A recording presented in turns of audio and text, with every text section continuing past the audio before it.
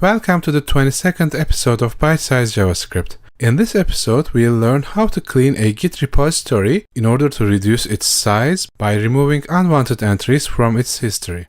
To begin, let's clone our repository that we'll be working on. Well, it downloaded more than 200 megabytes. That to me looks like a bit too much for a project that contains only source code. And if you look at the file system, you'll see that there are not many files that can add up to that size. So what's going on? Well, unless you dig into the repository's history, it's really hard to know that. In our case, I know that I have added a lot of images to the public folder, and then I pushed them to the source control, and then I deleted them from the source control. So although we deleted them, Git holds references to them in its history, just in case we might want to revert them and get those files back. So if we are absolutely sure that we are not going to use these resources anymore, then there is no need to keep those references in the history either. So there are ways to clean up our history. However, this kind of cleanup is a bit tedious. Although there are tools like Git GC and even Git Reflog, there still is a danger of irreversibly messing up our repository. So instead, we'll try something different. We'll use a tool called Pfg Ripple Cleaner, which does a great job when you want to remove large entries such as deleted images from your repository, or if someone has pushed a sensitive file to your repository like a user credential or an SSH private key or a production configuration that should not be source controlled, then you can wipe them out from Git history and Git log entries for good by using Pfg Ripple Cleaner. So to use this tool, we'll first download it. And we'll also need a recent version of Java runtime, which most of you guys might have installed already. And then we'll create a mirror clone of our repository in a separate place so that we can work on it without corrupting our local workspace. It's always a good idea to get a fresh clone and keep a local backup of our repository in case things go wrong, because the changes that Pfg Ripple Cleaner will do to our repository will be irreversible. There is no way to take them back once we commit them, because we'll be running Git GC and Git Reflog, as we'll see soon.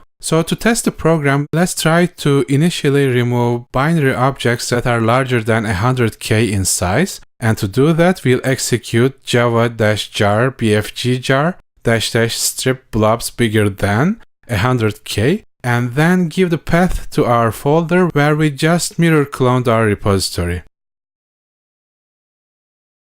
So Pfg found a bunch of deleted images, and after executing the command, it also saved those search results in a log file for us to analyze later. So let's entirely wipe out all the JPEG files that start with BG, because you can see that all the files that we are interested to remove are in a predictable format like BG something.jpg or BG something.png. And since I know that there are other types of images that I want to get rid of as well, I'll just cut the chase of, searching through, file sizes and file history and stuff like that, and immediately delete them by specifying the extensions. So at this point, whatever we did so far will be timestamped and logged inside this report folder. And the good thing is, we haven't changed anything on the remote repository yet. We haven't pushed anything to GitHub. All of these changes that we do exist on our local environment, and they are not synced to the remote GitHub repository yet. So we can experiment as much as we like until we are satisfied with the results, and then we are going to commit them to GitHub. I'll also delete the backgrounds folder because I know that I won't be using that folder anymore as well. For that, I'll do a java-jar pfg-jar --delete folders backgrounds and then pass the path to the repository again.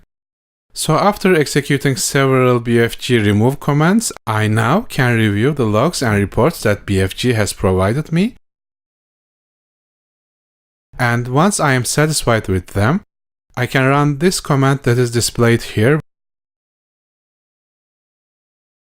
So we are essentially running Git Reflog and Git GC, so there is no magic in here. But what Pfg Ripple Cleaner allows us to do is to run these commands in a controlled manner where we can easily observe each step we take and see and get a detailed report of what files and folders will be affected by our actions.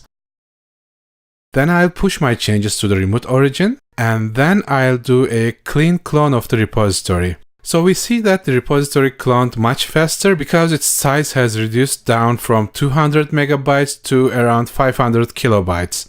3 orders of magnitude reduction in size, which is considerable. And when I browse the repository's file system and look at the files, I see that all the files I need are there, so it looks like I haven't deleted anything that I don't want to delete in the first place. And I call this a success. Now we have a clean, small, and sanitized repository. And that was your bite-sized JavaScript. Until we meet next time, may the source be with you.